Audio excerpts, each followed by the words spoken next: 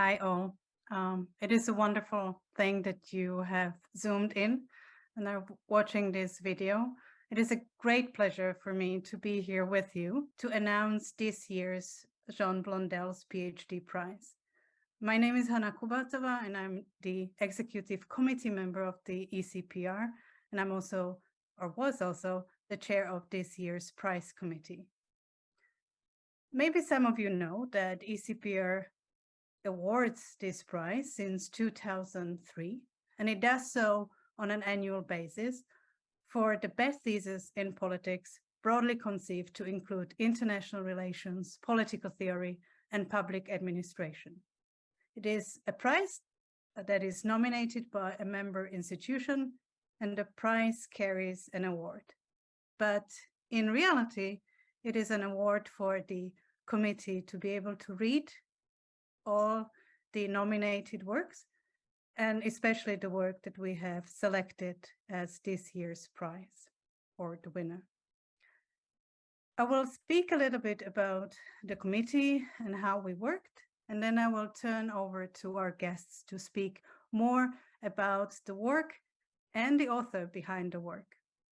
So this year's PhD committee has been composed by professors Manuela Ciaiani from Scuola Normale Superiore, Niels Metternich from University College London, and Philipp Köcker from the Leibniz University Hanover.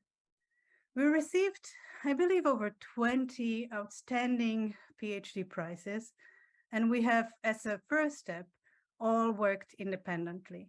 We have evaluated all proposals, ranking them as a strong yes, maybe yes, and a no.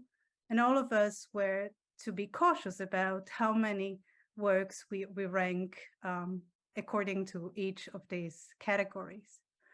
But I think very soon, even though we worked independently, we very soon kind of agreed on 4 outstanding works. We asked for the full prizes, and each member read the full thesis of these 4 shortlisted works. We met here on Zoom to discuss extensively. And again, while we felt, I believe, almost humbled that we are reading and evaluating these wonderful works, we almost again immediately thought that there is one work that caught our eye. And we just started speaking about Vicente's work.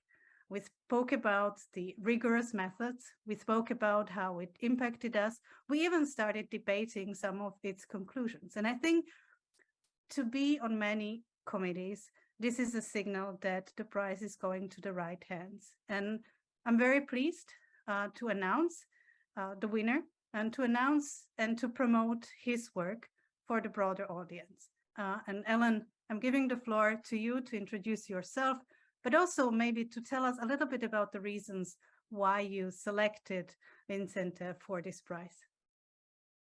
Vicente's thesis topic was norms and stigmatized political behavior, and his thesis was supervised by Elias Dinas.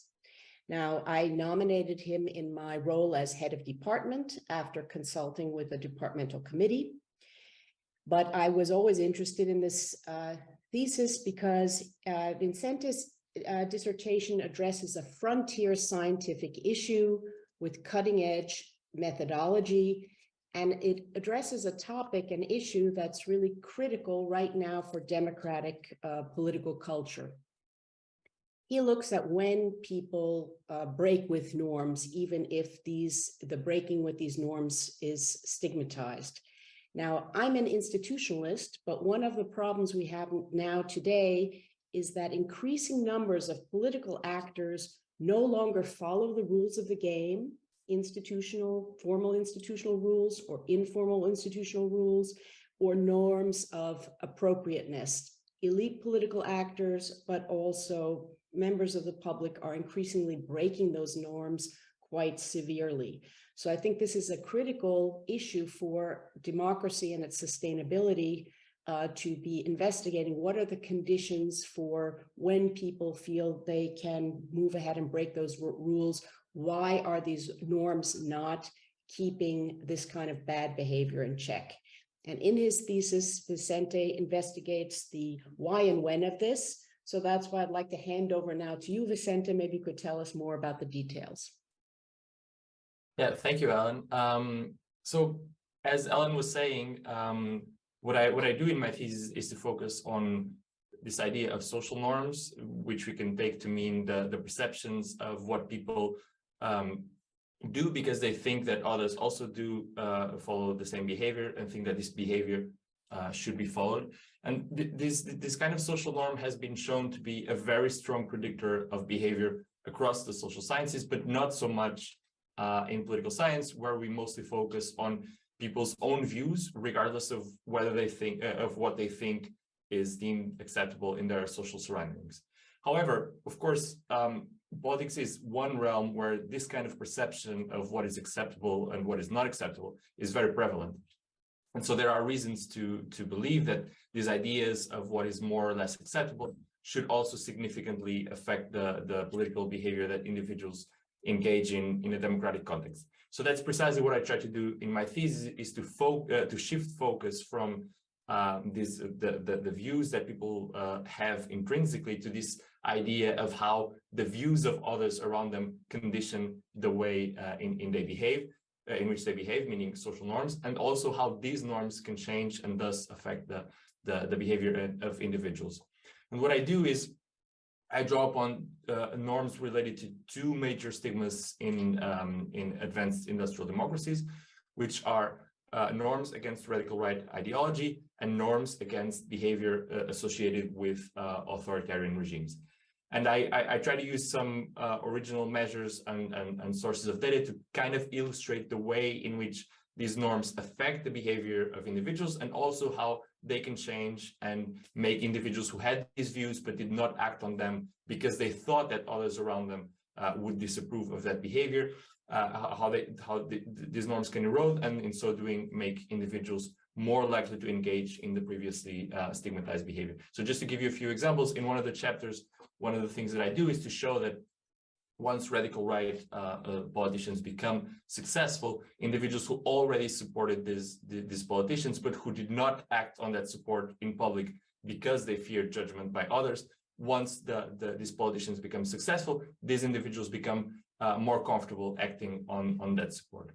In another chapter, I look into whether we can replicate this finding at the elite level, and we actually find that that's not necessarily the case, that at the elite level, it seems that the incentives are different, and that radical right success actually makes the remaining politicians make their discourse more distant to that of the radical right. And then in another chapter, I focus on this other major stigma in advanced industrial democracies, which is behavior associated with previous authoritarian regimes.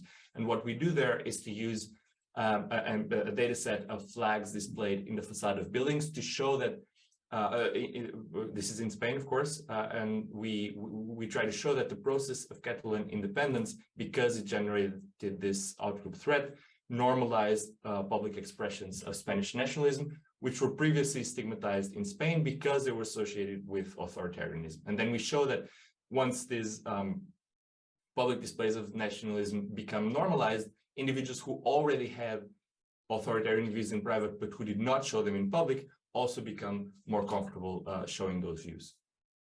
I just want to say that I feel extremely happy and honestly a bit incredulous to have been awarded the prize. I mean, looking at the list of previous recipients, I find that these people are scholars whose work I cite and admire, and which has honestly been quite inspiring during my PhD. So to be among these people is honestly very humbling for me. And I want, if I may, I want to thank especially my supervisor, Elias Dinas, who taught me so much during my PhD, and without whom obviously none of this would ever have happened. But also the friends and family who carried me throughout the process, and especially during the times when I was a bit more uncertain, because much of what is in my thesis is because of them, and I could not have made it without them. So, and also obviously thank the jury for believing in my work and for reading so carefully. Yeah, I really feel very honored. So thank you very much. Well, I want to thank both Ellen as the head of the department for nominating Vicente, Vicente, for obviously writing a wonderful PhD work that has caught the eye, the attention of the jury. I also want to thank in absentia your supervisor, Elias Dinas, for guiding you. But I want also those viewers who Zoom in and perhaps have not thought about reading about social norms and stigmatized political behavior yet, to do so. I think it is a work that needs to be applauded from whatever corner of political science you come to, and it needs to be read widely, as we did, and extensively, and discussed. Because I think, as your work convincingly shows, only when understanding the roots of the change may we actually know the direction of the change, where we are going. And it is only then that we can identify effective interventions. And this is what I have taken from your work, and I'm looking forward to reading more what is coming from you, from your co-authors, from you in the future. And I want to, once again, on behalf of the whole ECPR, to congratulate you on your achievement.